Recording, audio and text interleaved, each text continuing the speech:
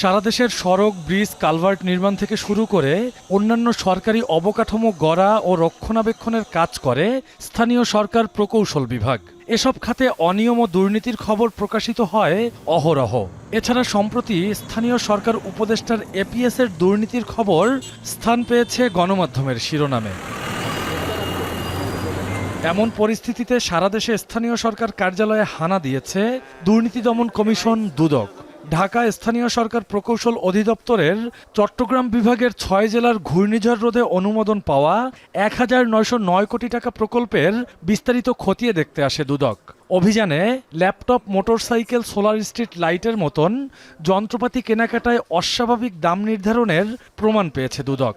আপাত দৃষ্টিতে আমাদের কাছে এই যে ল্যাপটপের দামটা একটু অস্বাভাবিক মনে হয়েছে, ল্যাপটপ কম্পিউটার বা প্লাস আরও কিছু এগুলোর আমরা আসলে বলতে পারবো মোটরসাইকেল, এরকম বিভিন্ন বিষয় আছে।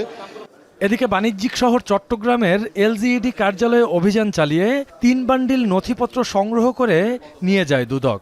চট্টগ্রামে নির্মাণ কাজে নিম্নমানের উপকরণ ব্যবহার, নামে বেনামে ঠিকাদারের বিল তৈরি ও কাজ না করে টাকা উত্তোলনের অভিযোগ আনেন দুদকের দল। অফিসের ফাইল ওয়ার্ক আমরা মোটামুটি ঠিক মতো দিয়েছি। এখন সরেজমিনে দেখতে হবে যে আসলে বিল যতটুকু দিয়েছে কাজ হয়েছে কিনা ততটুকু। তো আমাদের আরও কিছু কাজ আছে, ওটা করার পরে বোঝা যাবে যে আসলে কোনো অতিরিক্ত পেমেন্ট হয়েছে কিনা। রাজশাহীর এলজিইডি কার্যালয়ের আরও ভয়াবহ অসঙ্গতি পেয়েছে দুদকের অভিযানিক দল। সরকারি উন্নয়ন কাজ প্রথম পক্ষের পরিবর্তে তৃতীয় ও চতুর্থ পক্ষের ঠিকাদার দিয়ে কাজ করানোর প্রমাণ মেলে। যদিও এসব অভিযোগ অস্বীকার করেছেন নির্বাহী প্রকৌশলী।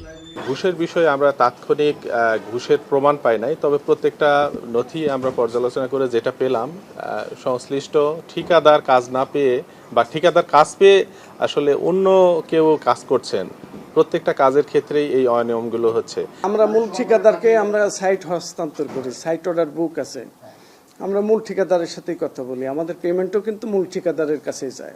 আমাকে ইয়ে করছে আপনার নামে সুনির্দিষ্ট অভিযোগ আছে, কিন্তু এটা হচ্ছে প্রশ্ন অনেক কি করা যায়। এদিকে জামালপুরে খাল পুনর্খনন প্রকল্প কাজে ব্যাপক অনিয়ম দুর্নীতির অভিযোগের ভিত্তিতে অভিযান চালিয়েছে দুদক।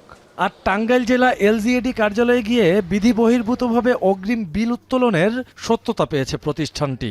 অভিযান চালানো হয়েছে গাজীপুর, ময়মনসিংহ সহ আরও বেশ কিছু জেলা উপজেলায়। এলজিইডির বিভিন্ন কার্যালয় থেকে সংগ্রহ করা নথি বিশ্লেষণ ও প্রকল্প এলাকা পরিদর্শন করে পরবর্তীতে ব্যবস্থা নেওয়ার কথা জানায় দুদকের অভিযানকারী দলগুলো। রকিবুল রাহাত, এখন, Dhaka.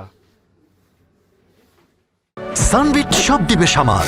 Sunbit magic press dishwashing এর মাথা ঘোরানো সলিউশন।